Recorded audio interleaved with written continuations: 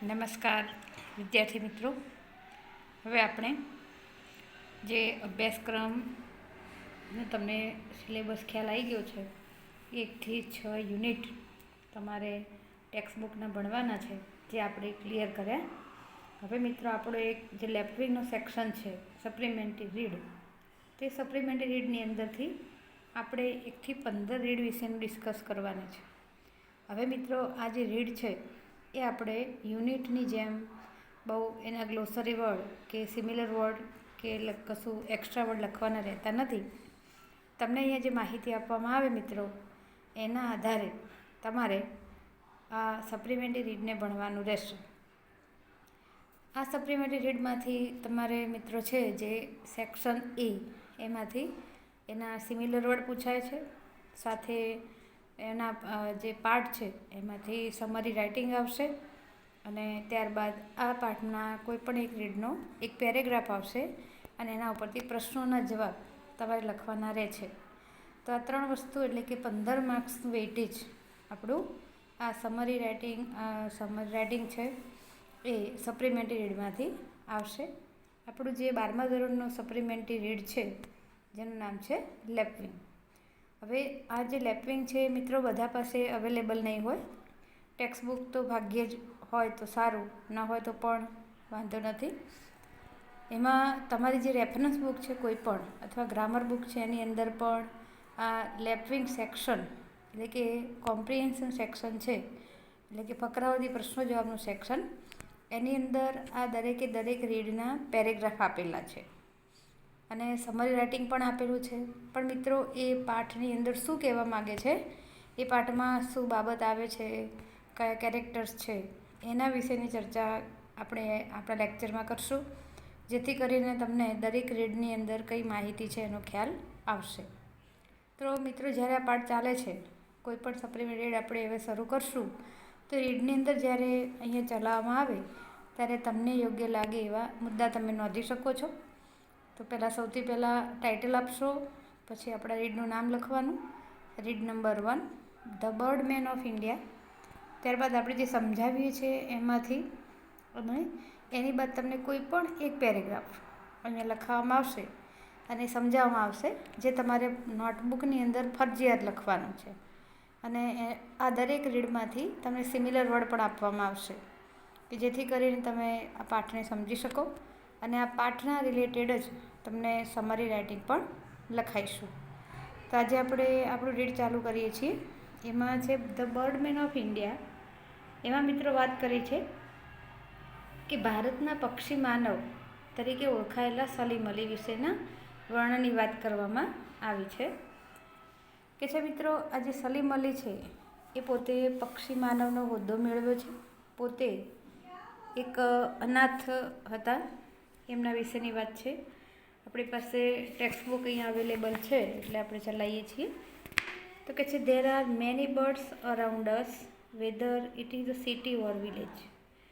બીજું કે most of us like watching colourful birds, however there was a man who was so involved in their study that he was nicknamed the birdman of India. કે છે આપણી આજુબાજુ ઘણા બધા પક્ષીઓ છે, ભલે તે શહેર હોય કે ગામ હોય.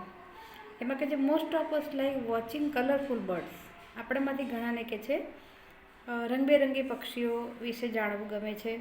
However there was a man who was so involved in the study that he was nicknamed the birdman of India. અને આમાં કે છે એક માણસ એવો છે કે જેણે આ બાબતને પોતાના અભ્યાસ તરીકે સ્વીકારી લીધી, જેનું નામ છે બર્ડમેન ઓફ ઇન્ડિયા, એટલે કે ભારતના પક્ષી માનવ. The name doctor Salim Moizuddin Abdul Ali is a synonyms with birds. કે છે બર્ડમેન ઓફ ઇન્ડિયા તરીકે જે પક્ષી માનવ તરીકે નામ આપ્યું હતું, એ વ્યક્તિનું નામ છે ડૉક્ટર સલીમ મોઇઝુદ્દીન અબ્દુલ અલી. એ કહે છે કે પક્ષીઓનો સમાનાર્થી છે, કે પક્ષીઓ બોલો કે એમનું નામ બોલો, બધું જ કે સરખું છે. He made birds a serious pursuit when it used to be mere fun for the most. કે છે જ્યારે હી મેડ બર્ડ અ સિરિયસ, એક વખત કે છે જ્યારે રમતા હતા ત્યારે એમને પક્ષીઓને પોતાના આનંદ માટે ઉલ્લાસ માટે ઉડાડતા હતા અને રમતા હતા. Orphaned at a very young age. Orphan એટલે મિત્રો અનાથ.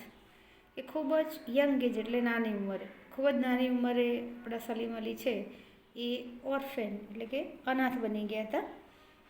Salim Ali was brought up by his maternal uncle. એમને કહે છે એમના જે મામા છે, મામાએ પોતે એમની સાથે લાવી દીધા હતા. મેટ્રનલ એટલે કે મામા, મેટ્રનલ અંકલ એટલે કે મામા. As a child, Salim was given an expensive air gun as a present and spent all his time shooting sparrow around the house. કે છે મામાના ઘરે હતા ત્યારે એમને એઝ અ ચાઇલ્ડ, બાળક તરીકે જ્યારે નાના હતા ત્યારે કે છે એમને એક એક્સપેન્સિવ એરગન કે ખૂબ જ ખર્ચાળ એવી એક જે બંદૂક છે હવામાં ચલાવી શકાય એવી કે છે એમને બર્થડેની ગિફ્ટ તરીકે એઝ અ પ્રેઝન્ટ એન્ડ કે છે spent all his time shooting sparrow around the house. આખો દિવસ કે છે બંદૂક જે મળી હતી એમને બર્થડેની ગિફ્ટ તરીકેની, એ પ્રેઝન્ટવાળી જે વસ્તુ છે બંદૂક, એ આખો દિવસ ઘરની આજુબાજુ ચક્કલીઓને ઉડાડવામાં અથવા તો એમને પાડવામાં, મારવામાં સમય પસાર કરતા હતા. One day he noticed that one of the sparrows he had shot at had a yellow throat.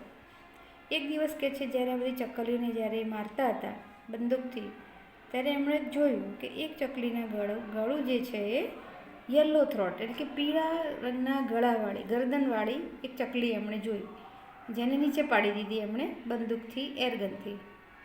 He couldn't hold his curiosity and approached his uncle.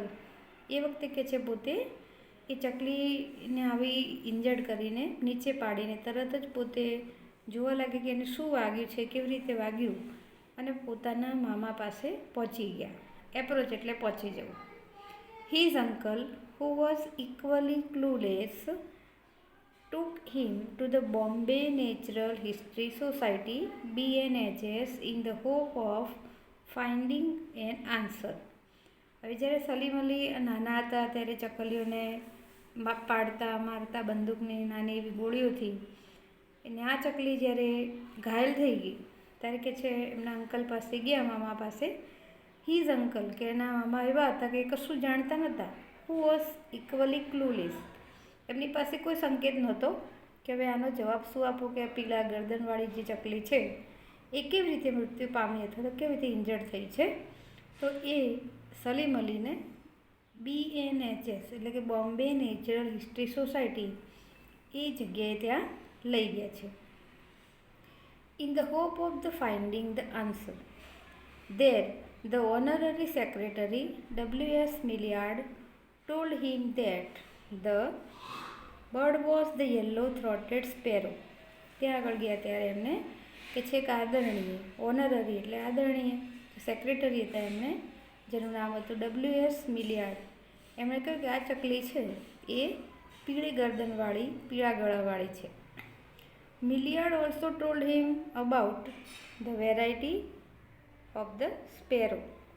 એમણે કે છે બીજી ચકલીઓની વિવિધતા વિશે પણ વાત કરી. That day, Salim decided that he was going to be an ornithologist. No one would have imaginated that the bird shooter would become a bird lover and the nature conservator one day.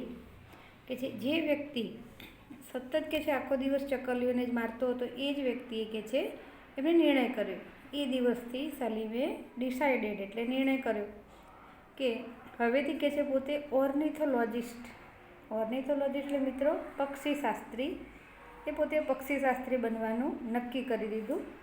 અને કે છે નો one would have imagine કે કોઈ કલ્પના પણ ના કરી શકે કે એક સમયનો બર્ડ શૂટર એટલે કે પક્ષીઓને મારનારી વ્યક્તિ અત્યારે કે છે એક બર્ડ લવર એટલે કે પક્ષી પ્રેમી બની ગયું છે. આ વાસ્તવિકતા કોઈ સ્વીકારે એમ ન હતું. મિત્રો, તો આગળ આપણે બીજી વાત કરશું, પણ હવે આજે સલીમ અલી વિશેની વાત છે. આ એમના બાળપણ વિશેની વાત છે. એવો એક જીવનનો એમનો ઘટનાક્રમ કે જે ઘટનાથી એમનું જીવન આખું બદલાઈ ગયું, ડાયવર્ટ થઈ ગયું છે, કે પોતે એમનું જીવનનો ધ્યેય નક્કી કરી નાખ્યો કે આપણે હવે આગળ મારે કે છે પક્ષી શાસ્ત્રી એટલે કે ઓર્નિથોલોજિસ્ટ બનવું છે. એમનો સતત પ્રયત્ન અને જીવનમાં આવતો ચડાવ ઉતારનો સંઘર્ષ એ છેવટે એમને એક પક્ષી માનવની ઉપમા અપાવે છે. એ આપણે જોયું. એ પક્ષીઓનો જે પ્રેમ છે, પક્ષીઓ પ્રત્યેની લાગણી એમને આપણને પાઠમાં બતાવે છે. પોતે અનાથ હોવા છતાં પણ મામા પાસે રહીને પણ આવા સારા એવા વ્યક્તિ બને છે. તો અહીંયા આપણે જોયું કે પહેલાં અને બીજા પેરેગ્રાફની અંદર એમને કઈ રીતે પ્રેરણા મળે છે કે પોતે આ રીતે પક્ષી શાસ્ત્રી બનશે. આગળ આપણે મિત્રો વાત કરીશું. જેમ જેમ શબ્દો લખાય છે, પાઠ ચાલશે, આ રીડ તમારું, એમાંથી માત્ર તમારે ટાઇટલ આપીને minimum 10 words, you must have return the 10 words from the every read. તમારે દરેક રીડમાંથી રીડનું ટાઇટલ આપી અને દરેક રીડમાંથી 10 સ્પેલિંગ કમ્પલસરી લખવાના રહેશે. પાઠમાં જેમ જેમ ચાલે એ પ્રમાણે આમાંથી તમારે શબ્દો તમારી રીતે સિલેક્ટ કરવાના. ફોર એક્ઝામ્પલ તરીકે કહીએ તો કે છે કે અહીંયા એક્સપેન્સિવ તો કે છે ખર્ચાળ, એરગન હવામાં ચલાવવાની બંદૂક, નિક નેમ એટલે કે લાડકવાયું નામ. તો મિત્રો આખા પાઠમાંથી તમારે માત્ર ને માત્ર 10 વર્ડ સિલેક્ટ કરવાના છે. ત્યારબાદ આપણે આ રીડ જે છે એ રીડમાંથી તમને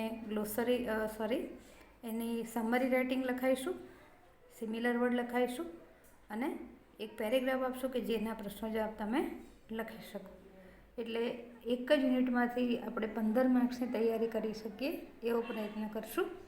તમારી પાસે જો ટેક્સ્ટ બુક અવેલેબલ હોય ગયા વર્ષની, આજે સપ્લિમેન્ટરી રીડ લેપવિંગ તો સારું છે.